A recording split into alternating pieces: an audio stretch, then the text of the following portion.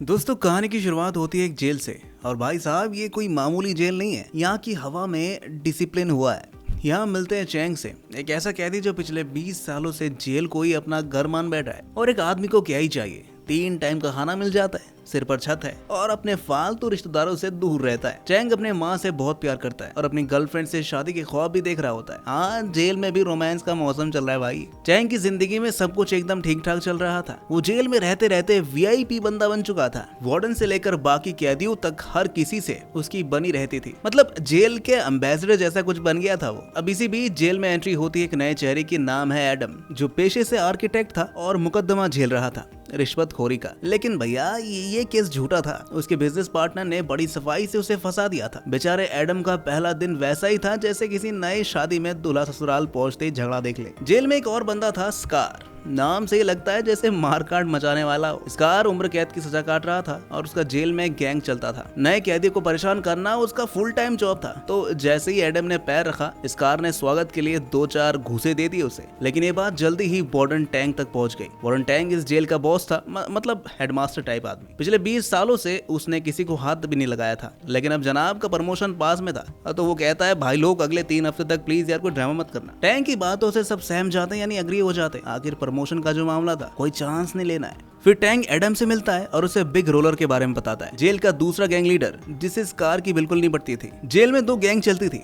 एक स्कार की और दूसरी बिग रोलर की। इन दोनों में वैसी लड़ाई थी जैसे व्हाट्सएप और टेलीग्राम यूजर्स में। अब स्कार की गैंग लगातार एडम को तंग कर रही थी। चैंग ने सलाह दी कि अगर बचना है तो बेटा बिग रोलर की गैंग ज्वाइन करनी पड़ेगी। लेकिन उससे पहले एक वार्निंग दी गई उसे, भाई गलती से भी उसकी बेटी का नाम मत लेना, वरना ये जेल से नहीं सीधे आईसीयू से बाहर निकलेगा। अब एडम को बिग रोलर से मिलवाया गया। सब कुछ ठीक चल रहा था, लेकिन जैसे ही बिग रोलर को पता चला कि एडम वही आर्किटेक्ट है जिसकी वजह से चियो हिंग बिल्डिंग में आग लगी थी, तो भाई साहब बवाल हो गया। बिग रोलर ने एडम को जमकर ढो डाला, जैसे स्कूल में होमवर्क ना करने पर मास्टर पीट डालते हैं। आखिर उस बिल्डिंग में क्या था भाई, जिसने बिग रोलर को इतना आग बबूला कर दिया? ये रहस्य अभी बाकी है, जो आगे पता चलेगा। अब सीन जो है यहाँ से शिफ्ट होती है। चैंग अपनी गर्लफ्रेंड से मिलने चाहता है। अब वो सोचता है थोड़ा इमोशनल सपोर्ट मिलेगा वहाँ पे, लेकिन जैसे ही वहाँ पर पहुंचता है, देखता है माँ तो गायब है। इससे पहले कि वो रोने की एक्टिंग शुरू करे, गर्लफ्रेंड सामने आकर सरप्राइज देती है। वो कहती है, तुम्हारी माँ को किडनी इन्फेक्शन है और अब उन्हें तुम्हारी किडनी की सख्त जरूरत है। चैंग को तो मानो किसी ने जेल की रोटी बिना नमक के खिला दी हो। उसके चेहरे से हंसी और आंखों से नींद दोनों उड़ चुकी थी। वो फौरन वार्डन टैंक से बेल के लिए विनती करता है, लेकिन टैंक साहब तो प्रमोशन के डर से बेल देने से साफ इनकार कर देते हैं। टैंक की सोच सीधी थी,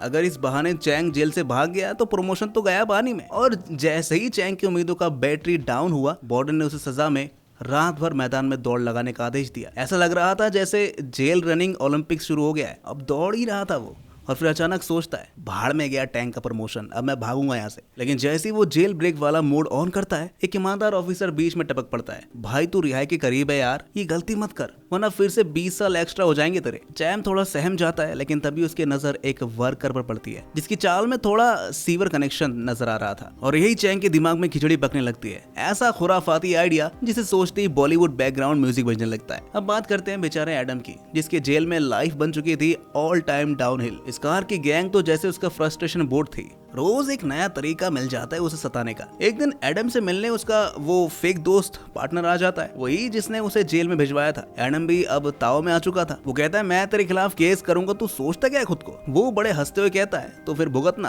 क्योंकि अब स्कार तुझे ठीक करने वाला है। यानी अब एडम के लिए बिल्ली भी दुश्मन, कुत्ता भी दुश्मन वाला सीन बन गया था। इसी तनाव भरी हालत में चैंग उसे फिर से बिग रोलर से मिलवाने ले जाता है, लेकिन इस बार एडम को फिर से झटका मिलता है, जैसे एग्जाम में मेहनत करके भी नंबर ना आए। तभी चैंग को पुराने वाली बात याद आती है। असल में उस बिल्डिंग में बिग रोलर ने अपनी बेटी की कुछ यादें और चीजें रखी थी, और अब आग लगी तो सब कुछ राख हो गया। यानी मामला तो बड़ा इमोशनल था। एडम बताता है कि असली अपराधी तो पार्टनर है उसका, उसने कुछ नहीं किया। चैंग थोड़े गुरुजी स्टाइल में कहता है, थोड़ा सब्र रखो बच्चा, खुद को संभालो ना। अगले दिन स्कार की गैंग फिर से एडम को चिढ़ाती है। बेचारा टूट जाता है और बस मुझे छोड़ दो प्रभु वाला मूड बन चुका था। लेकिन चैंग आकर उसे संभालता है और इस बार सीरियस होकर एक बात कहता है, भागना है क्या? अब प्लान बनता है जेल ब्रेक का। चैंग बताता है कि कुछ वर्कर्स सीवर से अंदर बाहर आ सकते हैं, बस उसी रास्ते से भागना है, और इसके लिए चाहिए एक आर्किटेक्ट यानी एडम भाई। एडम फौरन तैयार भी हो जाता है। फिर क्या, अब तो बाहर भागने से ज्यादा अंदर रहना खतरनाक लग रहा था। अब प्लान बनता है एक इवेंट के जरिए भागने का, जो बिग रोलर के सेल में खुलता है। ये सुनते ही एडम के मन में मिशन इम्पॉसिबल वाला नहीं बल्कि मिशन फेल्ड का म्यूजिक बजने लगता है। लेकिन चैंग एक और तुरुक का इक्का निकालता है, कुछ पुरानी तस्वीरें जो उसने चुपके से चुराई थी, और वो तस्वीरें थी बिग रोलर की बेटी की। जैसे ही चैंग ने वो तस्वीरें बिग रोलर के सामने रखी, भाई साहब का चेहरा ऐसे खिल उठा जैसे किसी बच्चे को 20 साल बाद उसका टूटा हुआ खिलौना वापस मिल गया। उसे यकीन ही नहीं हुआ कि उसकी बेटी जिंदा है। पहले तो उसका मुंह खुला का खुला रह गया,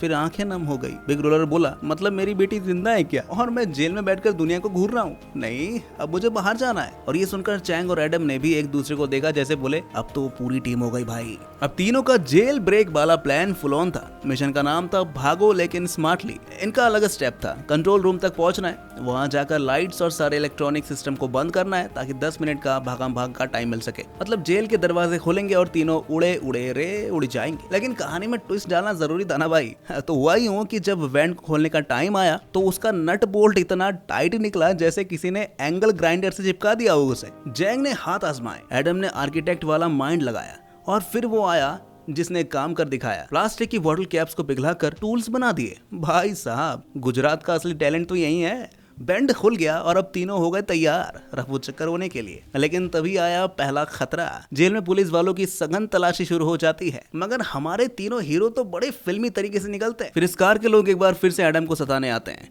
लेकिन अब एडम अकेला नहीं था। अब आता है बिग रोलर का जबड़ा तोड़ एंट्री। उसने इस कार की टीम को वही सिखाया जो उसने WWE में देखा था। तूने मेरे भाई को हाथ लगाया, अब तू ले साले।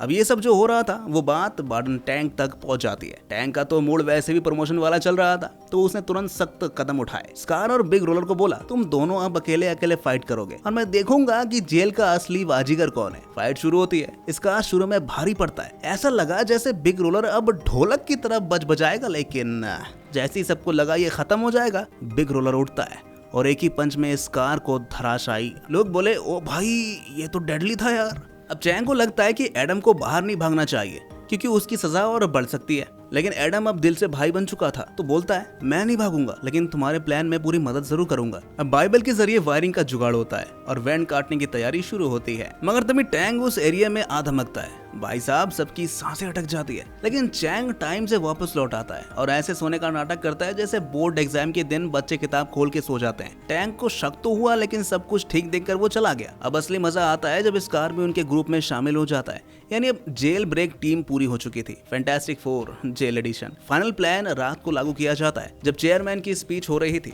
सब जेल वाले फुल बोरिंग मोड में थे और हमारे चारों हीरो बैंड के अंदर घुसते हैं। लेकिन वार्डन को खबर मिल जाती है। वो मॉनिटर ऑन करता है और कहता है, चलो देखते हैं कौन बनेगा करोड़पति जेल ब्रेकर। जैसे ही चारों कंट्रोल रूम में पहुंचते हैं, उनकी सांसें ऊपर नीचे हो रही थी। कोई एक्सरसाइज से नहीं बल्कि डर और टेंशन से। एडम तो एकदम पसीने पसीने था। बोला, भाई ये तो मिशन इम्पॉसिबल बनती जा रही है। अब उनकी प्लानिंग के मुताबिक जैसे ही लाइट्स बंद होंगी, उन्हें 10 मिनट मिलेंगे गेट खोलने और रफू चक्कर होने के लिए। पर कहानी में ट्रेजिक ट्विस्ट आना तो तय था और वो होगा भी। लाइट बंद होनी थी, लेकिन लाइट भाई साहब बंद होने का नाम ही नहीं ले रही थी। अब बिग रोलर बोलता है, अब हटो मैं देखता हूँ।